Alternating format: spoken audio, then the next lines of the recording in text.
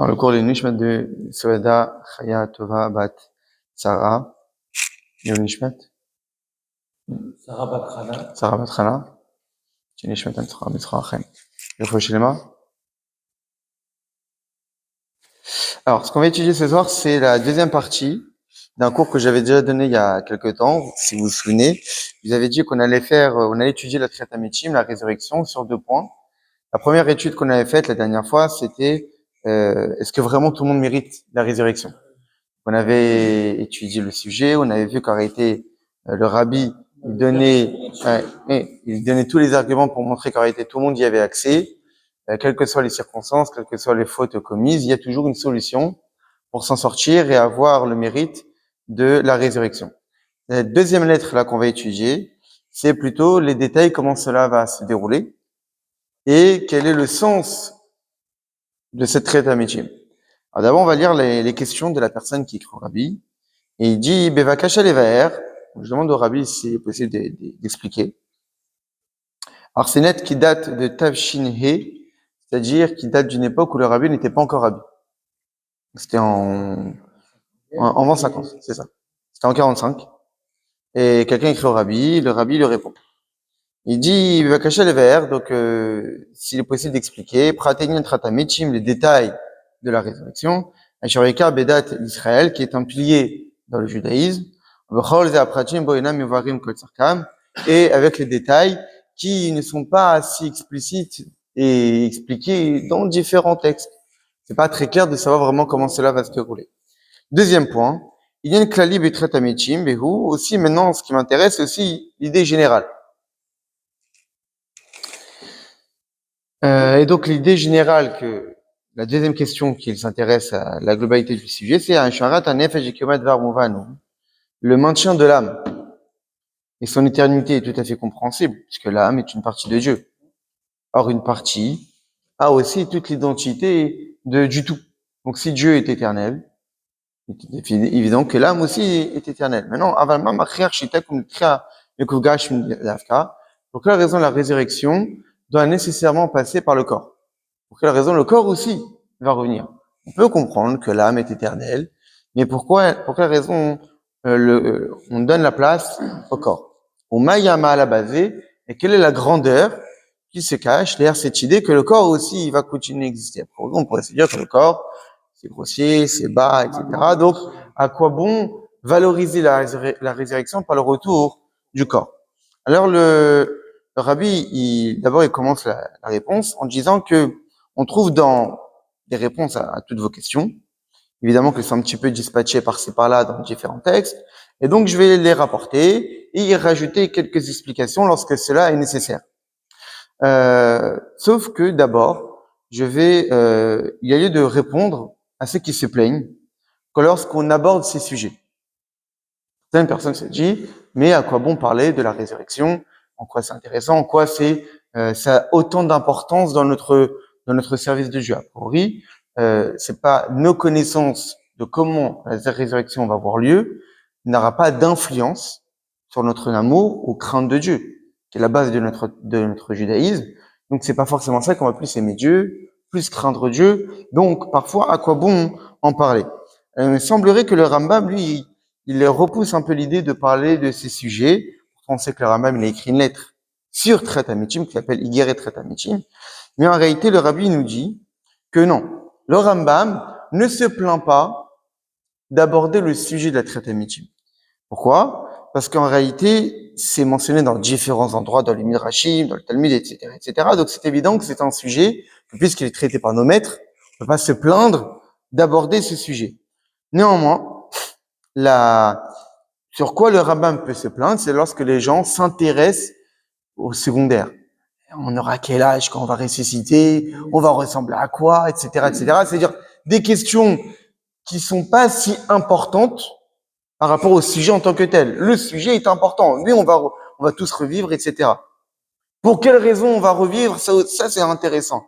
Maintenant, comment ça va se faire? C'est pas ça forcément, là, il faut mettre l'accent. On va en parler. Le rabbi va rapporter toutes les références pour répondre à toutes ces questions. Mais le rabbi commence déjà la réponse en nous faisant comprendre qu'a priori, c'est pas ça l'essentiel. Il donne l'exemple, chez Ben Adam, le Sivnetin, Tratamitchim, Levad, Kumo, Arumim, Omnam, Shachol et Gambrem, ça veut dire que les gens se posent la question, est-ce qu'on va se ressusciter en étant dénudé? Est-ce qu'on va ressusciter en étant habillé? Alors que l'essentiel est complètement oublié. Et donc, c'est pour cette raison que je vais d'abord répondre à la question qui, à mon sens, est la plus importante. Oui. Donc, le rabbi va d'abord s'intéresser à la deuxième question. C'est-à-dire, la résurrection dans sa globalité, quelle est l'utilité, quel est le message. Maintenant, les détails, le rabbi abordera cela à la fin de la lettre. Donc, d'abord, quelle est la nécessité que la résurrection passe par l'union du corps et de l'âme? L'âme est éternelle, c'est tout à fait compréhensible, mais pourquoi nécessairement passer par le corps? Alors, le rabbi, dans la note, il dit que l'explication pourquoi ça passe par le corps, qui est rapportée dans différents endroits, c'est parce qu'en réalité, le service de Dieu, l'accomplissement de Torah Mitzvot, était l'âme dans le corps. Et donc, c'est tout à fait normal que le corps mérite aussi d'être récompensé. Il a participé à la pratique de la Torah et des Mitzvot. La résurrection et la période, comme on le verra, est le temps de la récompense. Donc, le corps participe, forcément. Il devrait mériter aussi cette récompense. Mais d'après cette question, eh bien, il y a quand même pas toutes les réponses qui sont données. Pourquoi מפני יש במדרגת קבלת שכר, גם מדרגה של נשמת שכר לנשמה בגוף ירדיו, אבל עיקר השאלה הוא מדוע תכליתו והעילוי הוא בית התלב של נשמה בגוף דווקא, במקומות עומדת. Alors, il dit que on peut comprendre pourquoi le corps est concerné par la récompense, mais on ne comprend pas pourquoi on dit que c'est l'apothéose, c'est la finalité, c'est le bien le plus élevé, le plus suprême qui existe, c'est le retour du corps et de l'âme. On peut comprendre qu'on va récompenser le corps, mais pourquoi dire que la réunion du corps et de l'âme, eh bien, c'est Tachlit Atov, Va'iloui, et c'est la plus grande des élévations. Ouais, c'est dire que puisque le corps est limité, le corps par définition est grossier, ce serait pas la plus élevée des élévations. La plus élevée des élévations, c'est qu'on s'en débarrasse et qu'on ne vive qu'avec l'âme. Donc, pour quelle raison parler d'une grandeur lorsqu'on parle du maintien du corps? Alors, donc, le rabbi dit que pour répondre à cette question, il faut d'abord expliquer c'est quoi la Triyat Mitzim, avec l'union du corps et de l'âme. Alors, il dit que d'abord, dans la Triyat Mitzim, il y a deux idées. Premièrement, Madrigat Veshlemut Mina Adam, c'est l'aboutissement de l'espèce humaine. C'est-à-dire que la plus grande des grandeurs que l'humain peut atteindre, c'est la résurrection. Deuxième point, que la résurrection, c'est Madriga Bekalot Sachar la Nagado Kifiratzen Boro, c'est la récompense que l'homme reçoit dans sa pratique de Torah Mitzvot. Donc, la résurrection doit être vue à la fois comme un aboutissement de l'espèce humaine et à la fois comme étant une récompense. Donc, une élévation personnelle et le niveau le plus élevé que l'homme peut atteindre, c'est ce niveau de la résurrection. Et la récompense de nos efforts dans la pratique de Torah Mitzvot.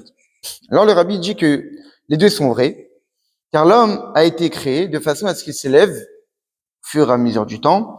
Il doit s'efforcer de toujours, à travers l'étude de la Torah et de la pratique des mitzvot, de se rapprocher de la plénitude la plus totale,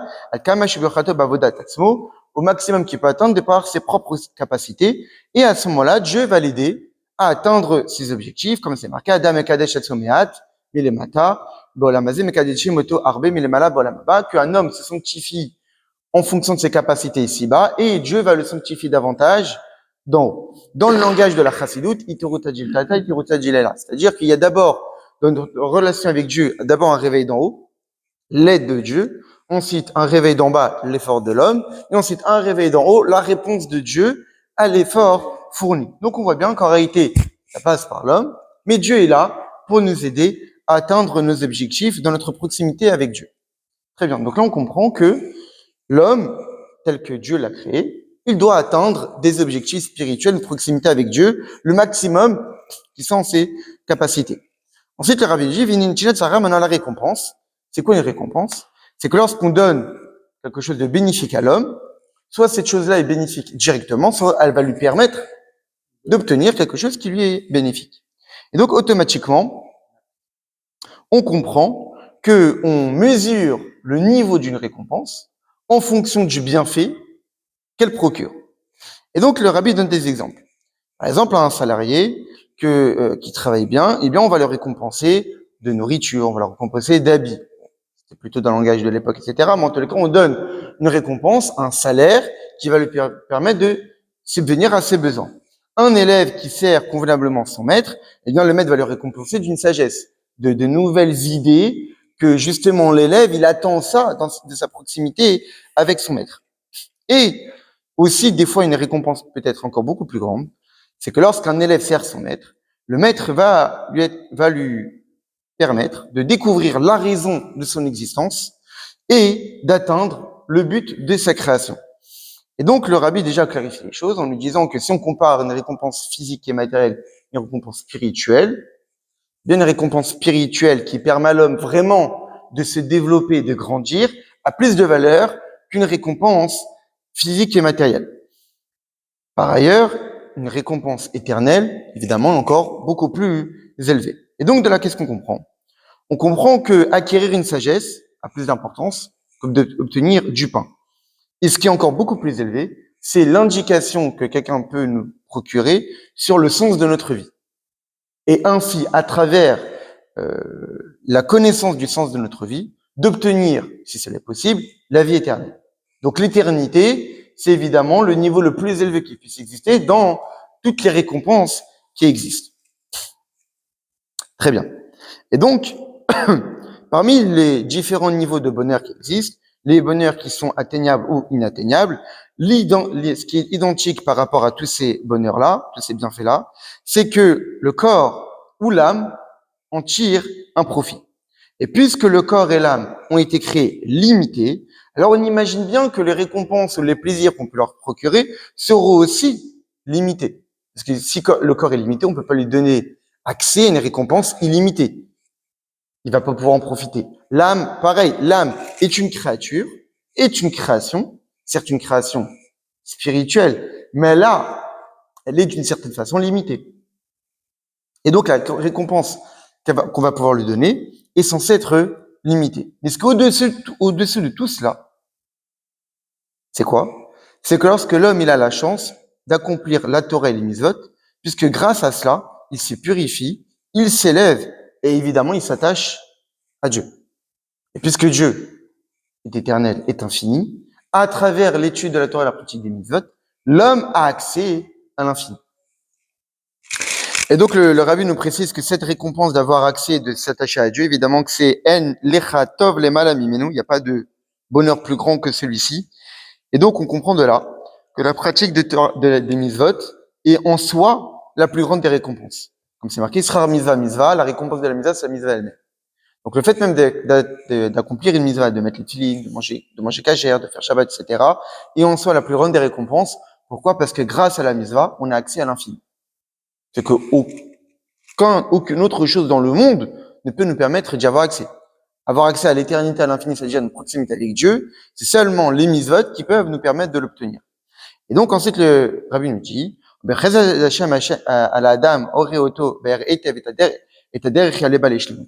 donc Dieu, par sa grande bonté, il a indiqué à l'homme le chemin par lequel il peut atteindre sa plénitude.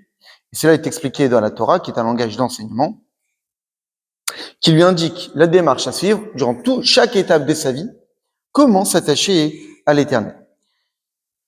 On comprend qu'en réalité, la plénitude d'une chose est dépendante de l'aspiration, de la mesure que la chose a atteinte dans la réalisation de le projet pour lequel elle a été créée. Chaque créature a un projet, une cause de sa création. Plus l'homme se rapproche de cette cause, de ces projets, plus il atteint sa propre plénitude. La question qui se pose, c'est pour quelle raison Dieu a créé le monde? On comprend donc qu'en fonction de notre proximité avec la réalisation du projet, eh bien, l'homme s'élève d'un niveau encore beaucoup plus élevé. Donc, pour quelle raison Dieu a créé le monde? Et en fonction de notre rapprochement à ces projets-là, on comprend qu'on s'est élevé davantage. La raison, l'a souvent étudiée, c'est Dieu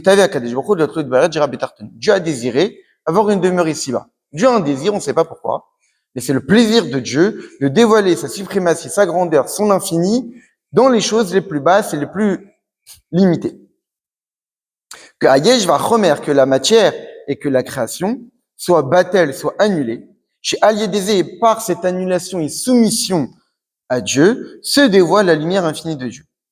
On comprend donc que cette annulation est la finalité et le fondement de la pratique de la Torah et des mitzvot, comme c'est marqué, Veitsavenu Hashem la'asot et kol hachukim ha'ele, l'ira et Hashem, que Dieu nous a ordonné d'accomplir toutes ces lois-là, pour le craindre. Ça veut dire pour exprimer une marque de soumission.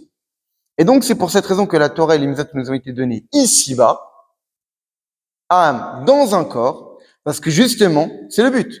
Le but, c'est de transformer le corps en un outil de révélation divine, en un outil qui ne va pas s'opposer, mais participer au dévoilement de Dieu. Parce que le désir de Dieu, c'est de se dévoiler justement dans ce monde physique. Et donc, le corps n'est pas un obstacle à la pratique de Torah et mitzvot. Le corps est le but. C'est justement pour le corps qu'on étudie la Torah et pratique les mitzvot. Très bien. Et donc, de la même façon qu'un homme, au fur et à mesure de ses efforts d'accomplissement des ordres de Dieu, et bien petit à petit, il s'élève de succès en succès, il s'élève dans la proximité avec Dieu, et bien on imagine bien que la récompense, la récompense qui lui sera donnée, le koach, le kabel sechara, on lui donne la force et la capacité de pouvoir recevoir cette récompense, qui consiste à, qu'on le purifie et qu'on l'habitue à obtenir davantage de lumière divine et de révélation divine, jusqu'à atteindre la véritable récompense, qui est le dévoilement de Dieu sur terre. Donc, on comprend que puisque toute la création, essentiellement, a pour vocation de dévoiler Dieu sur terre, même si dans la réalisation du projet, il y a des hauts, des bas, il y a parfois des moments où on n'accomplit pas la volonté de Dieu. Et donc, à ce moment-là, on chute et on s'éloigne du projet. Non seulement la personne qui s'éloigne du projet, mais aussi la part du monde, parce qu'on dit que Dieu nous a donné une part dans le monde dont nous sommes responsables de l'élever spirituellement. Donc, la personne chute, la personne fait chuter la part du monde dont il est responsable, jusqu'à que la personne fasse teshuva, revienne vers Dieu. Et donc, à ce moment-là, cette personne fait revenir sa propre personnalité et la part du monde dont il est responsable jusqu'à s'unir avec Dieu. Maintenant, ce projet-là, cette proximité avec Dieu, ces révélations divines, le Rabbi nous dit, et là, chez l'Aït, actuellement, tout est volé. Mais plus tard, ça sera dévoilé. C'est actuellement, on n'a pas forcément connaissance de tout ce qui se passe. On voit pas vraiment que la pratique des mitzvot, on voit davantage de révélations divines. C'est ce qui se passe. On dévoile plus de Dieu sur terre. Avec l'étude de la Torah, pareil. On ne le voit pas. On n'en a pas conscience, mais ça se fait en arrière-plan. Lorsque Mashiach viendra, on constatera tous les efforts qui ont été fournis et on pourra profiter des révélations divines. Et donc, le Rabbi nous dit qu'en réalité, donc généralement, dans cette réalisation du projet, du dévoilé Dieu sur terre, il y a 3 temps. Premier temps, Olam Hazé, c'est mon dans lequel nous vivons. Deuxième temps, Yemot HaMashiach, les temps messianiques. Après la venue du Mashiach, construction du Beth Amikdash, tous les bénis Israël en Eretz Israël. Et troisième temps, la résurrection. Et donc, le Rabbi nous dit que actuellement, dans ce monde-ci, nous sommes dans une période de guerre. Une période de guerre entre le spirituel, le matériel, entre le bien et le mal. Et donc, généralement, le bien sort victorieux contre le mal, et parfois, malheureusement, c'est l'inverse. Donc, nous sommes dans une période de guerre où on essaie de surpasser le mal et de faire en sorte que ce soit le bien qui domine. La deuxième étape, la deuxième période, ce sont les temps messianiques, qui vont commencer après que le peuple juif ait finalisé cette guerre, qu'on ait purifié le monde, qu'on a fait en sorte que le bien ait surpassé le mal, que le mal s'est séparé du bien, et donc on s'est libéré de cet exil jusqu'à atteindre la plénitude de l'homme tel qu'il était avant la faute d'Adam et Chava.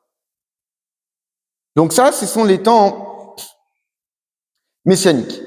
Chez l'Oï Israël Tachat Shlitat Ilana de Tavera, où là, dans les temps messianiques, l'homme ne sera plus soumis aux répercussions de l'arbre, du bien et du mal. Seulement, le mal ne sera pas encore totalement éradiqué, même après la venue du Mashiach. Il restera encore des résidus. Pourquoi? Parce que nous sommes encore porteurs de notre propre corps, de l'exil. Lorsque Mashiach viendra, on restera avec notre corps. Ce corps-là est un corps qui a été créé en exil. Et donc, on comprend automatiquement qu'il y a encore un manquement dans la plénitude du peuple juif. Même quand Béchar va venir, même quand on aura le Beth Amikdash, etc., on n'aura pas encore atteint la véritable plénitude de ce que l'homme peut atteindre. C'est pour cette raison que tous les vivants qui seront encore là lors de du Mashiach, on mourra tous avant la résurrection. Et à ce moment-là, lors de la résurrection, tout le monde va revenir. C'est-à-dire qu'en réalité, il y a bien 3 étapes. Ce monde, le monde du combat. Ensuite, le monde de Yemot HaMashiach, durant lesquels on continuera, comme le Rabbi va nous dire, on continuera à pratiquer Torah et Mitzvot, seulement d'une façon complètement différente, beaucoup plus libérée, avec beaucoup plus de facilité, parce qu'on aura vaincu d'une certaine manière le mal. Maintenant, est-ce qu'on aura atteint le but? Pas encore. Le but ne sera atteint qu'après la résurrection. Et donc, on voit bien qu'il y a ici 3 périodes.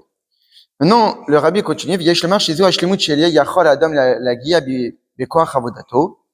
et donc, et c'est ça en réalité la plénitude que l'homme est capable d'atteindre par ses propres capacités. Et en fonction de la récompense qu'on lui donne, c'est-à-dire l'aide de Dieu, en fonction de ses propres efforts.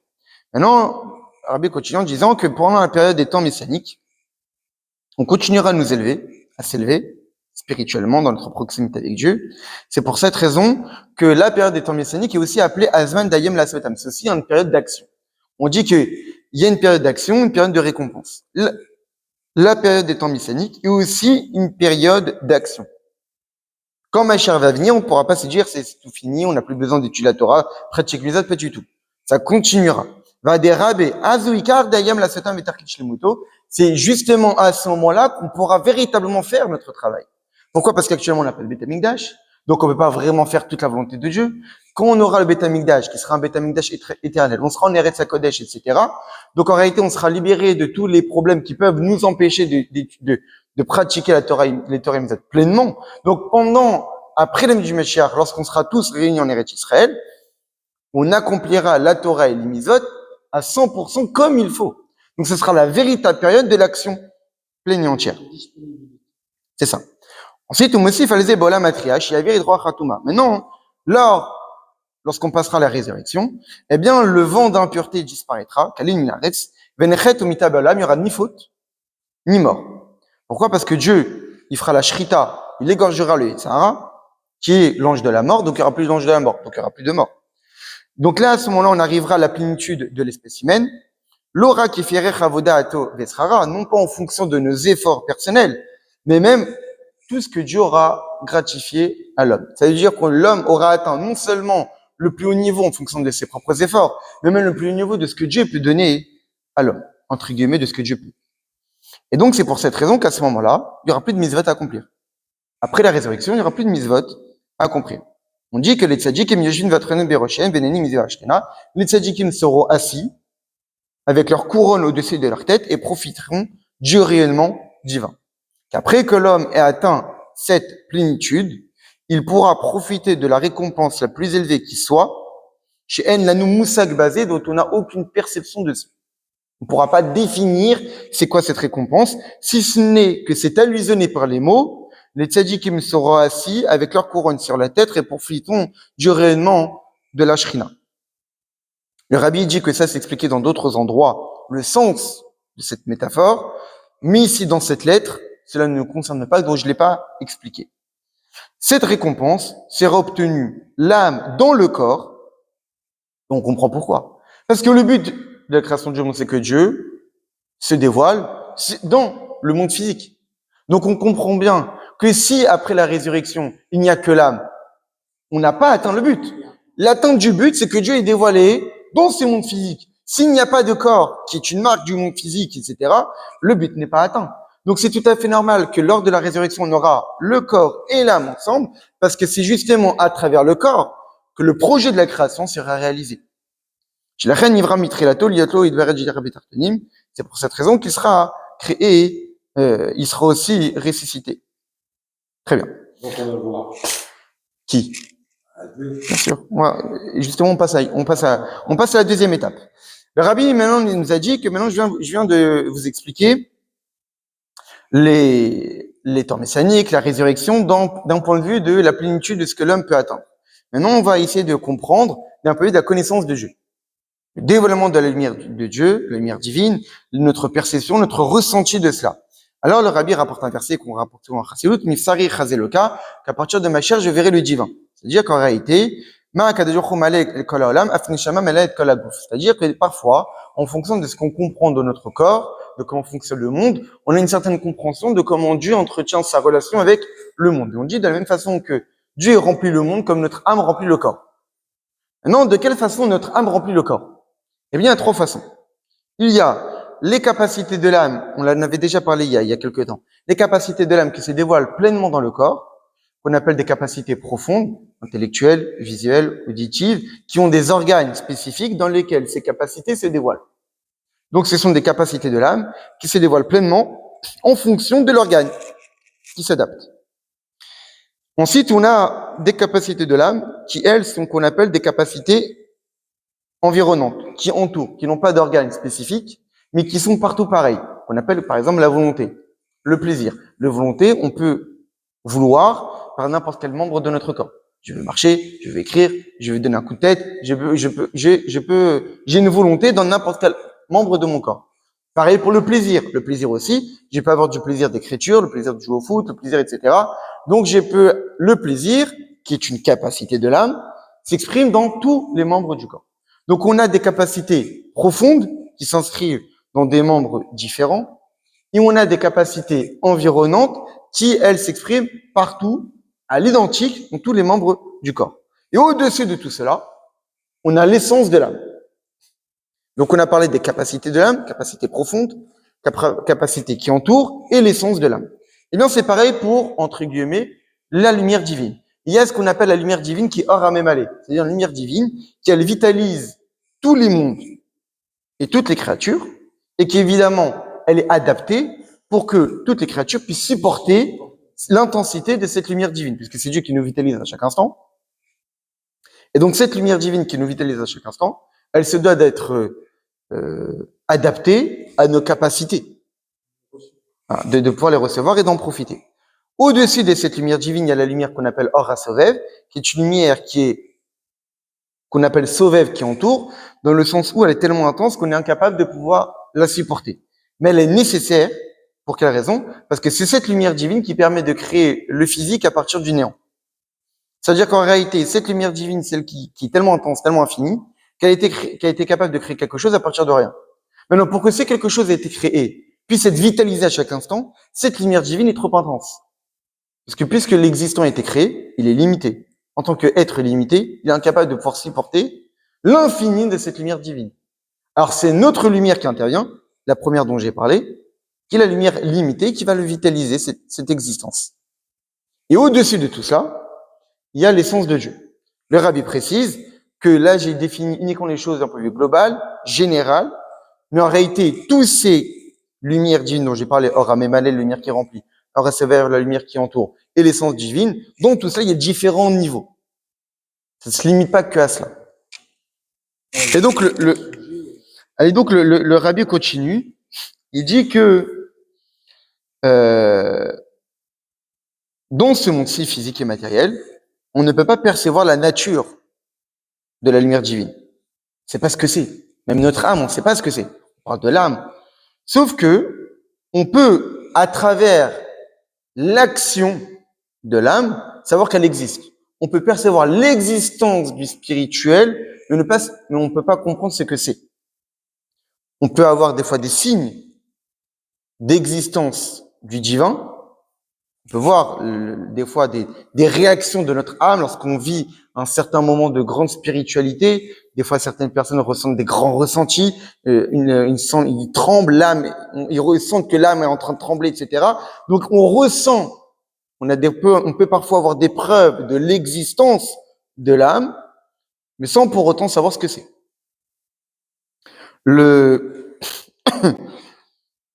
Maintenant, lorsqu'on avance, Mosif al-Zeb et Gan Eden, ça c'est dans ce monde-ci. Dans le Gan Eden, donc après 120 ans, lorsque l'âme monte dans le Gan Eden, dans le jardin d'Éden, eh bien, lorsqu'on rentre dans le monde des âmes, le corps ne voile plus l'âme, et donc il est évident qu'ici, on perçoit la nature de la lumière qui remplit les mondes. Ça veut dire que dans ce monde-ci, on ne sait pas ce que c'est la lumière qui nous vitalise, mais on a conscience qu'elle existe. Dans le Gan Eden, donc après 120 ans, on atteint un niveau supérieur que non seulement on perçoit l'existence de la lumière divine, mais on comprend ce que c'est.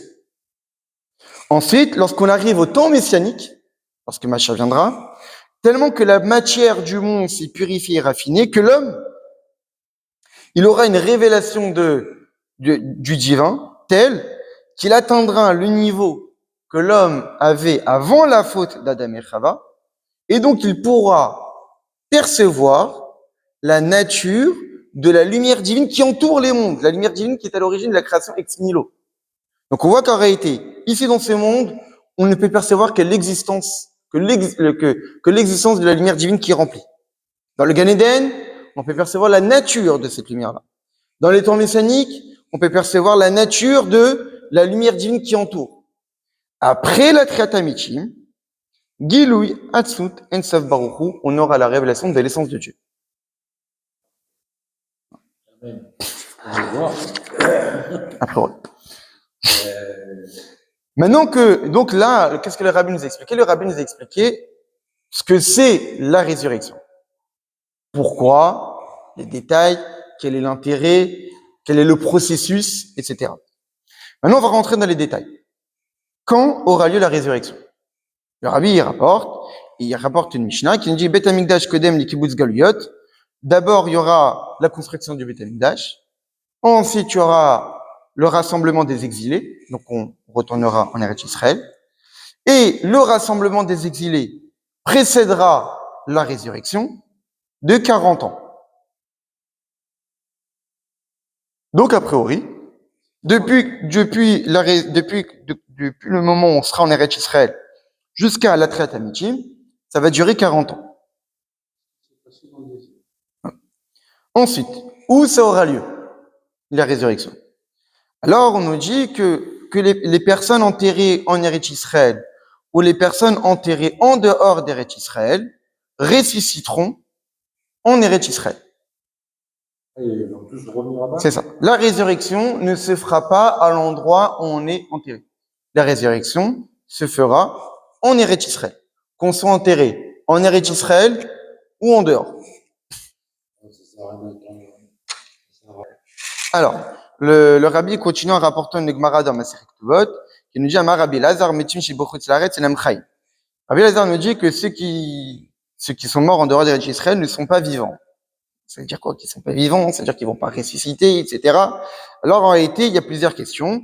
En conclusion, qu'est-ce qu'on dit? On dit qu'en réalité, ceux qui sont en dehors d'Eretz Israël ne vont pas ressusciter en Eretz Israël, mais à l'idée Gilgul, ça veut dire Medgalgelina Atzamot ad Eretz Israël vechaim sham. C'est-à-dire qu'on va faire passer les ossements, le corps, sous la terre, jusqu'à atteindre Eretz Israël, et en Eretz Israël, la personne va ressusciter.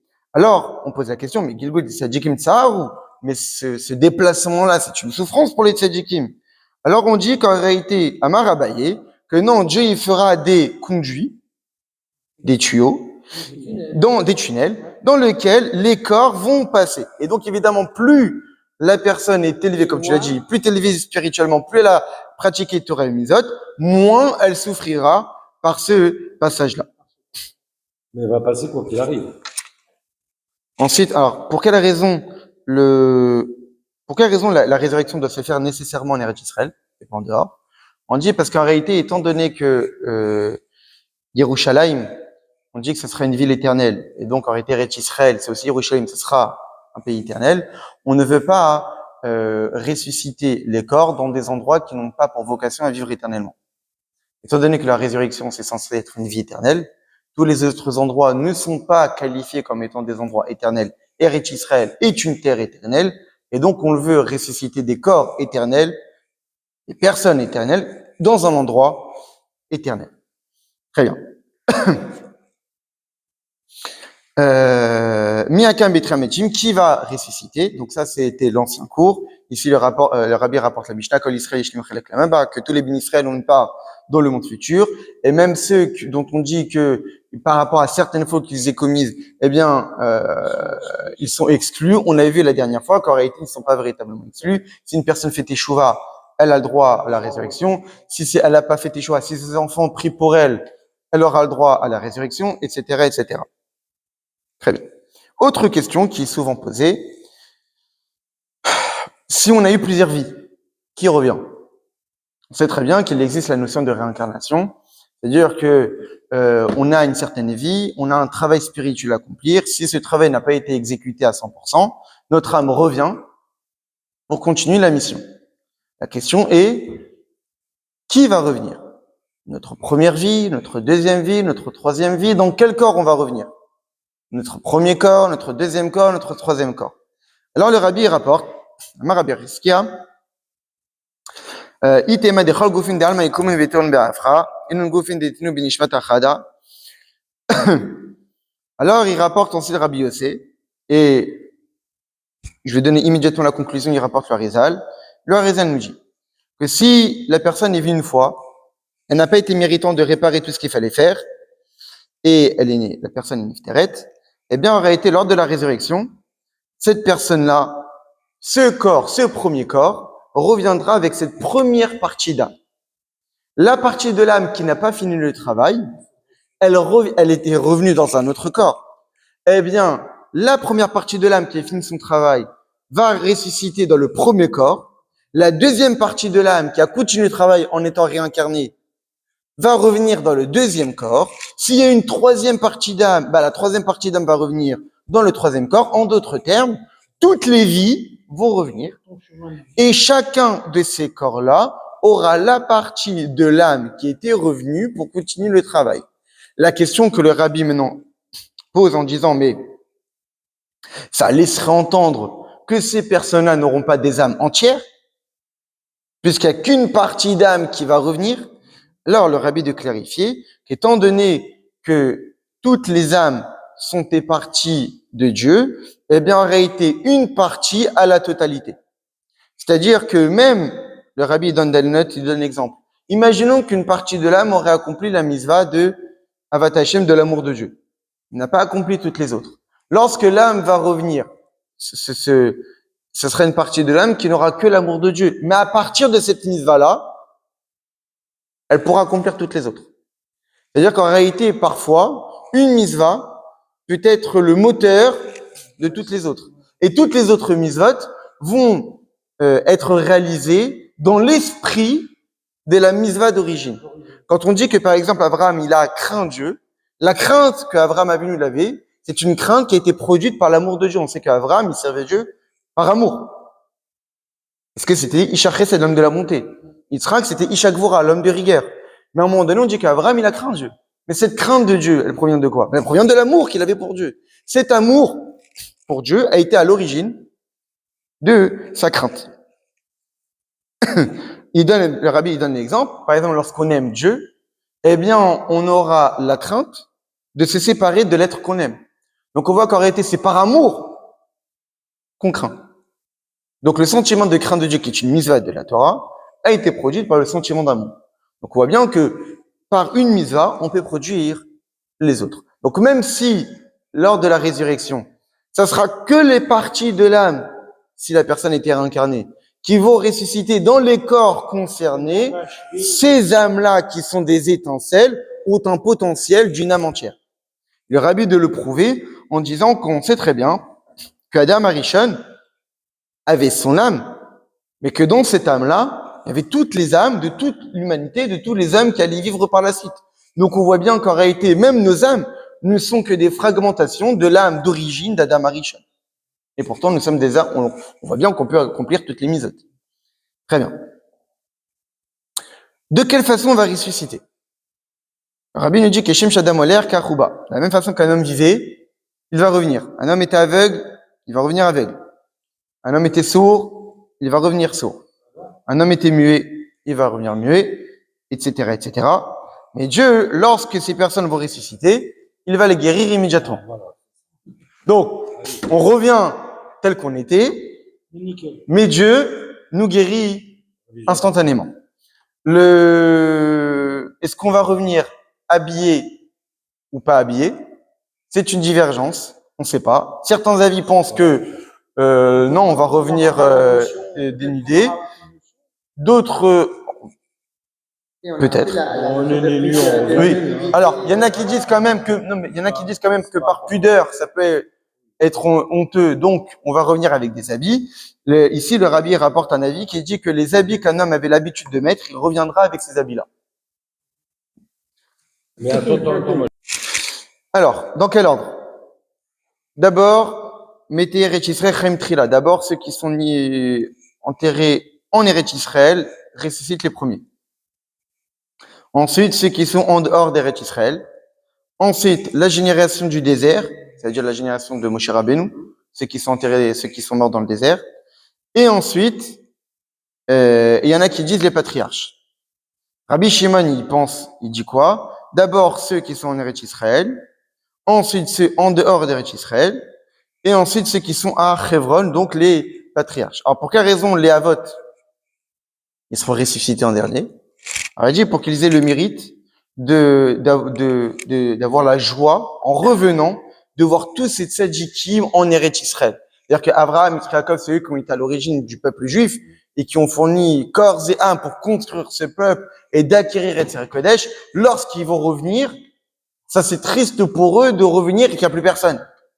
Donc pour qu'ils reviennent dans la joie, Dieu fait en sorte que d'abord il y ait tout le monde, comme ça Abraham, Yitzhak, Jacob, ils vont revenir, ils auront la joie de voir tous leurs descendants réunir avec tous les tzadikim du peuple juif ensemble en Eretz Kodesh. Ensuite, d'abord les tzadikim et après les autres. D'abord ceux qui enseignent la Torah et ensuite ceux qui pratiquent les mitzvot. Très bien. Et au Midrash, et dans le Midrash c'est marqué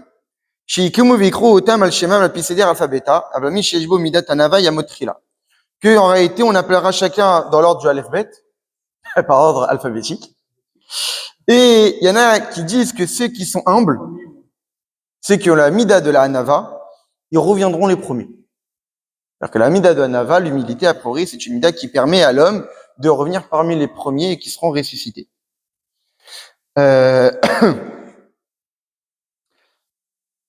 Ensuite, le rabbi, il parle de... Alors, pour quelle raison déjà il est nécessaire de passer par la résurrection? Parce qu'en réalité, on est censé revenir avec un corps parfait créé par Dieu lui-même. Et même si, Bezrat Hashem, on va vivre les temps messianiques quand il vient du Mashiach, nos corps aussi doivent passer par la résurrection, parce que nos corps ont été créés par une alliance charnelle. Et donc, cette alliance charnelle, même si elle a été faite convenablement, elle est passée par un plaisir charnel. Et donc, en réalité, notre corps, il est porteur, pas de mal, mais de plaisir physique et limité. Et donc, pour pouvoir avoir accès au dévoilement de l'essence de Dieu, comme on l'a vu, on ne pourra pas en profiter avec un corps qui a été créé de la sorte. Donc, c'est pour cette raison, nous dit le Zohar, que on doit passer par la résurrection. C'est une étape nécessaire pour profiter de l'essence de Dieu. Ensuite, le rabbi, il dit que le corps dont on parle, ce sera le corps avec lequel on a vécu. Pourquoi? Parce qu'on parle de trétamitim, de résurrection, et non pas de création. Le Amar Ivra n'est pas marqué qu'on va créer un corps. On va refaire vivre un corps. On dit qu'Etzem Echad Nisham Minaguf, parce qu'il restera un os, qui lui ne sera jamais éradiqué. Et lors de la résurrection, Dieu, il va prendre cet os-là, il va l'attendrir, il va en faire une pâte, il va recréer le corps à partir de cet os-là. Il y a différents avis concernant cet os. Certains pensent que c'est l'os au-dessus de la colonne vertébrale, d'autres pensent que c'est la vertèbre la plus basse. Donc il y a différents avis. Quelle est la vertèbre qui sera à l'origine de la résurrection? En tous les cas, une partie de notre corps restera, et c'est à partir de ce reste-là que Dieu recréera. Est-ce qu'il y aura un jugement lors de la résurrection? Premier avis, après la résurrection, il y aura un grand jugement de Djin Gadol, où là, l'homme sera jugé de ses actions. C'est ce que pense Nachmani de Ramban. Deuxième avis, Kol Adam Nishpat Techef Limitato, Bemakom Limishpat Nosaf Achar Atria. Chaque homme est déjà jugé avant sa mort, et donc il n'y aura pas besoin qu'il y ait un jugement supplémentaire. Lorsqu'on parle de jugement, Yamadim Bizman de la Charatria, Perusho Yom Onesh Venekama, d'après Abrabanel, en réalité, ce n'est pas un jugement, mais c'est qu'après la résurrection, l'homme sera d'une certaine manière puni de toutes les actions mauvaises qui auraient été faites rapidement. Ensuite, pourra profiter des temps de la résurrection. Le Harizal, qu'est-ce qu'il pense? Il dit, Vim Tomar, si tu dis, on parle de Neshamot, qui ont déjà fait Yom Kippour, qui sont déjà passés par des épreuves, qui ont déjà fait des réincarnations. Quelle raison ils vont encore être jugés? Ils sont déjà passés par énormément de jugements, ils sont déjà passés par des lavements, etc., etc. Alors il dit, Yesh Lemar, qui Yamadjen Agadol et Noéna Elomotolam, ce jour de grand jugement dont on parle après la résurrection, c'est le grand jugement des nations du monde. Les nations seront jugées. Le juif, lui, il a déjà été assez jugé. Il a été jugé à Yom Kippour, il a eu des épreuves pendant sa vie, il a été jugé après 120 ans parce que Nessan Neshama est monté, etc. Donc, ça a déjà été jugé. Ensuite, le Rabbi rapporte un Sefer, le Nishmat Chaim, qui nous dit, Vim Tomar, Ma'iyem Me'elu Shiyamuto Karov Letria, Vadaïn. Et maintenant, les personnes qui meurent lors de la résurrection, ou assez proches de la résurrection, et qui ne sont pas passées par des épreuves, qui ne sont pas passées par des réincarnations, qui ne sont pas passées par des punitions. Alors il dit, Yashiv, Shadjin, Noten, Shitachat, Azvan, Arour, Shemishpatem, Kablo, Onesh, Kol Kachatsi, Mouflag, Bizon, Katsar. Alors le Senishotreim nous dit qu'en réalité, ces personnes-là, qui n'ont pas eu de moments dans leur vie pour être réparés, pour être punis, pour être éprouvés, etc., eh bien, lors de la résurrection, en un temps très court, ils vont subir beaucoup, de façon à pouvoir ensuite profiter des temps futurs. Ensuite, il finit en disant, maintenant, on parle de sujets qui sont extrêmement cachés. Au Baruch Hayodea, et béni soit celui qui peut connaître ces choses-là. Évidemment qu'on parle de choses extrêmement abstraites et complexes et qui nous dépassent, donc on peut pas totalement y avoir accès. Le Rabbi dit que dans ce livre-là-bas, il rapporte beaucoup de preuves et de raisons et de contradictions sur ces sujets-là. Et la dernière question, c'est la vie après la résurrection. Comment cela va se passer? Alors, le Rabbi nous dit qu'après la résurrection, il y aura plus, on ne mangera plus, on n'aura plus besoin de boire, il n'y aura plus de reproduction, il n'y aura plus de travail, il n'y aura plus de jalousie, il n'y aura plus de haine.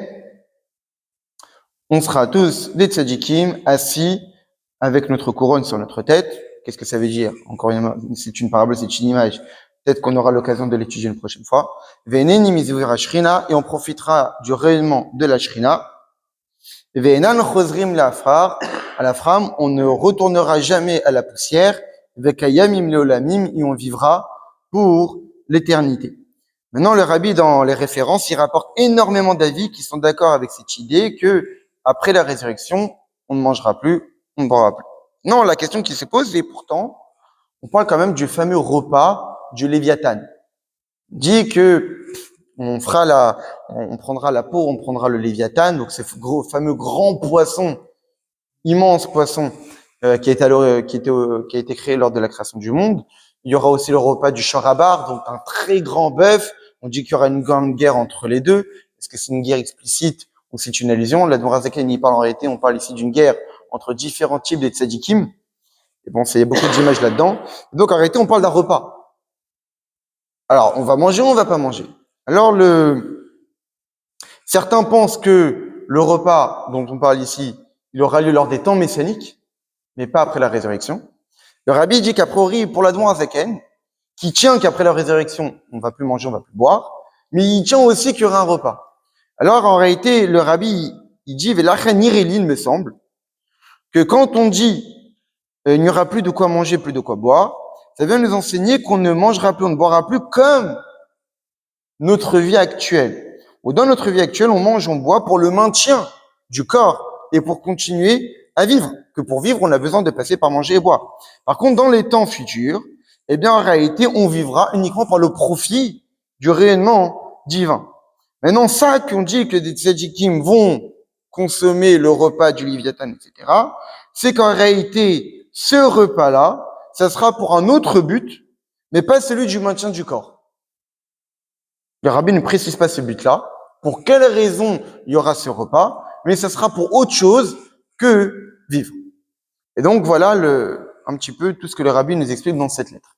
Évidemment que le but, pourquoi on étudie tous ces sujets, c'est que le Rabbi nous a dit dans les dernières années, dans les années 90, que étudier les sujets du Mashiach et de la délivrance, c'est l'une des meilleures façons de rapprocher la vie du Mashiach, parce qu'on ne peut pas réclamer quelque chose qu'on ne connaît pas. Plus on étudie les sujets du Mashiach, plus on matérialise cet événement comme étant quelque chose, non pas une utopie, mais quelque chose d'actuel, et plus on l'étudie, plus on le matérialise, et plus on accélère sa venue, qu'avec l'aide de Dieu, qu'on puisse connaître ça aujourd'hui avant demain. Amen.